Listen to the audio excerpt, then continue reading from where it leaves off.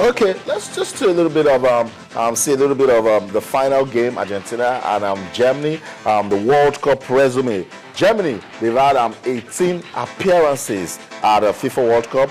They've won it 3 times. Tile, 1954, 1974. And 1990. And they've been runners-up 4 times in 1966, 1982, 1986, and 2002.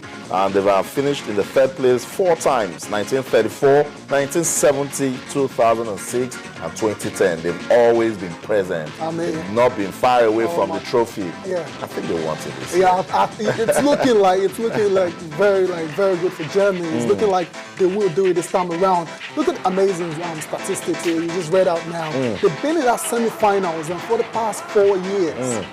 That's incredible. You're thinking now they've made it. They've taken it one step further now. Yeah. I think they might just win it this time around. And when you beat Brazil 7-1 in semi-finals, you should win the trophy. Exactly. But that's not how football works. For Argentina, 16 appearances. They've won the championship twice in 1978 and then 1986. The famous Mexico 86 World Cup that we can't just stop talking about. They've been runners-up twice in 1930 and 1990. Now, these 2 coaches, tactical for Germany, Joachim Löw, and in Argentina, Alejandro Sabella. I think for a final game as this, it will come down to strategies and tactics. Yeah, it should come down to that. In the final game on the biggest stage of all, they expect the coaches to actually set up the teams to give them victory. That's what will matter at the end of the day, not the way or not the spectacle they actually display on that day. So I expect Joachim Löw and Alejandro Sabella, who I think has done a very good job as well, managing this Argentine side. I think it will be on them on final day. And like I said, if I have to choose one team to actually go and win the World Cup, it has to be Germany for me. Although, like I always say, I always give teams like this that are on the same level, in the same echelon, I like to give them the puncher's chance.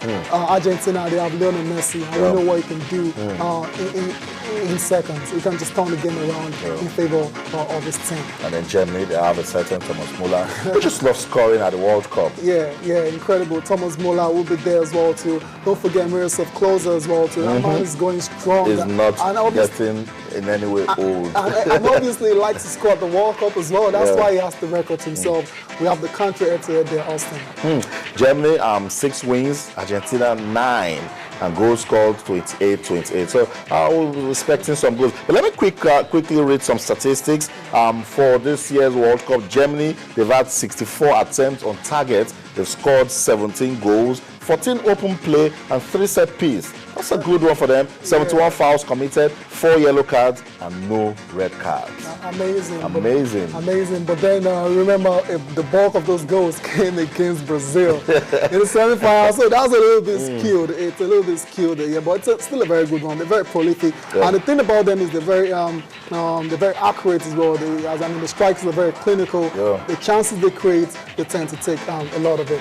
The game against Brazil, each time they get into the 18-yard box, they're scoring a goal. Yes. Let's talk about Argentina quickly. This year's World Cup, they've had 61 attempts on target. They've scored 8 goals, 7 open play, 1 set piece, 64 fouls committed, and 6 yellow cards. And again, no red cards. These are disciplined sides. Yeah, no, there's no doubt about it, because when you go to a final like that as well, so you don't want to go down to 10 men. That will really affect your chances of going on to win the competition. So hopefully they carry the same mentality into the final and give us a good game. But before we leave this particular one, I just want to go back to the Netherlands semi-final yesterday versus Argentina. A lot of people are asking why Louis van Gaal didn't bring on Tim Krul for the penalty kicks, especially since they did it in the previous round and it worked. And people are thinking, why didn't they do it? And it's come up with a very good explanation, saying he's made 3 substitutions. They had to take out Martins in because they had a yellow card and he wasn't executing properly. And they had to take out Nigel de Jong.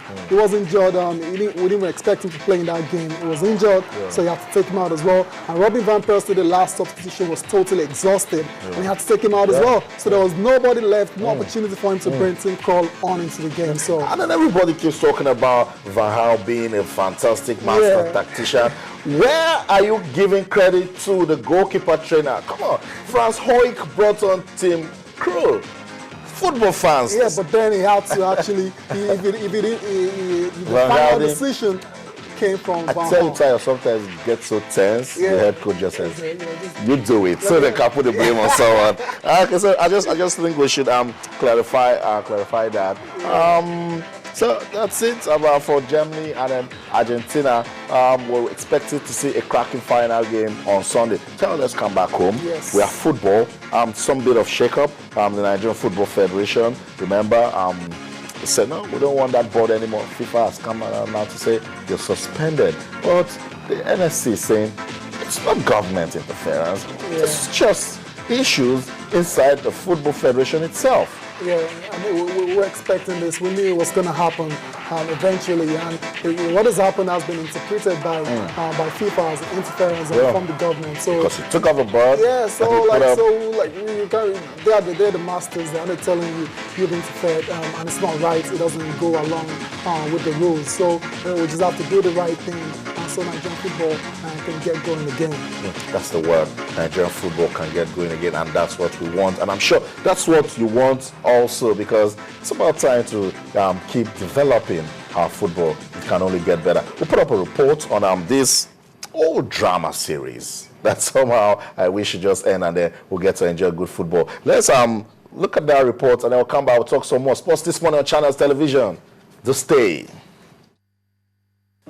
Yeah, but once if you have the ban on Nigerian football by World Football Governing Body FIFA did not come as a surprise, given the lingering crisis tearing the country's football apart. The Just Court judgment on Friday, July 4th, which ordered the sacking of the board of the Nigerian Football Federation (NFF), led by Aminu Maigari, was just the icing on the cake, and that drew the attention of FIFA. The matter was brought before the court by the wife of defunct Nigeria Premier League chairman Victor Romson Paribote. FIFA in times past frowned at football matters being taken to the civil court, as it recommended the Court of Arbitration for Sport (CAS) to attend to such issues.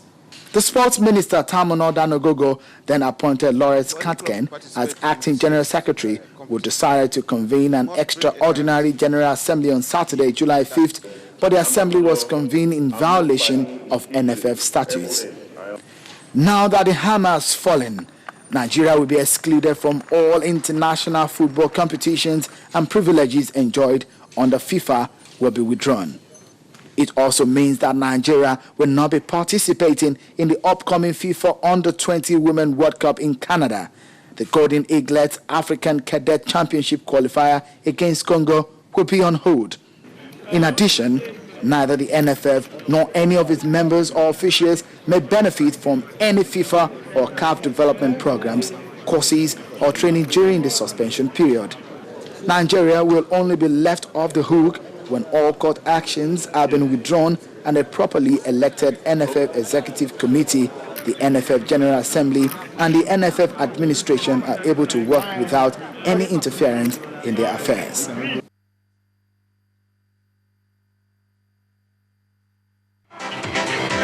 Welcome back to Sports This Morning on Channels Television, and the report you watch was on Nigerian football and this new suspension by FIFA, and all because of government interference. I was saying, whether government interference or people that don't want football to move on in this country, no, everybody should come together and take football to that level where it will be admirable again in Nigeria. I'll tell you quickly, let's come back and talk about something else aside football and in basketball. Yeah. I'm saying, if I'm Greg Popovich and I win the title, yes, I should sign another contract. Yeah, no doubt. That was a no-brainer, really. It was always going to happen, and it's good to see the deal was confirmed yesterday. He will be staying on for a couple of more years, and that's a good one. It shows continuity will help San Antonio Spurs going into the next season.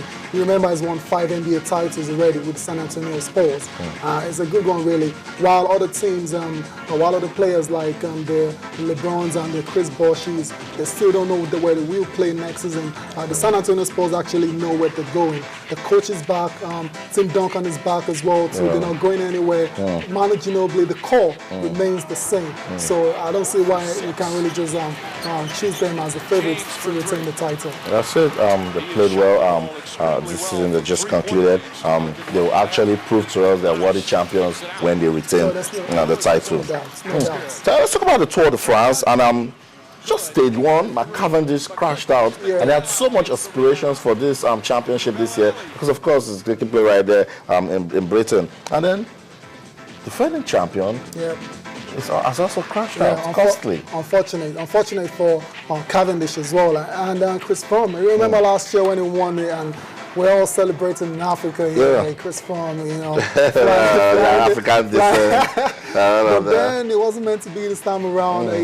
In yesterday's stage 5, fell down twice, and the second time around when he fell, he injured his wrist badly. He had to take this decision to quit altogether. It's a shame, it's a sad one, but these things happen in sport sometimes. We just have to wish him quick recovery. That's what matters right now. His health is more important than cycling. So that's it. Cavendish also getting well. Injured his collarbone now from with his wrist. Just some of the ups and downs.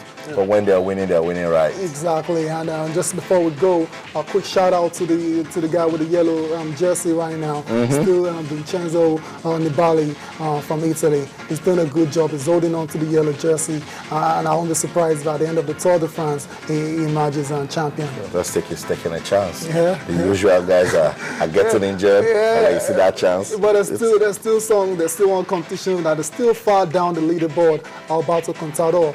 We don't know what he's going to do. Perhaps he's going to charge up late in the competition. That's Contador for you. Comes in late when you least expect. So that's it. That's where the final whistle goes off on this edition of Sports This Morning on Channels Television. But who is talking to us? Who wants to talk to us? On Twitter with Channels_Sports, on Facebook with Channels-Sports. On behalf of the team, the ever-dedicated sports team at Channels Television Sports Center in Lagos, Nigeria. My name is Austin Okonakman. There's so much fun in talking sports. So in everything you do, remember, keep talking sports. Bye for now.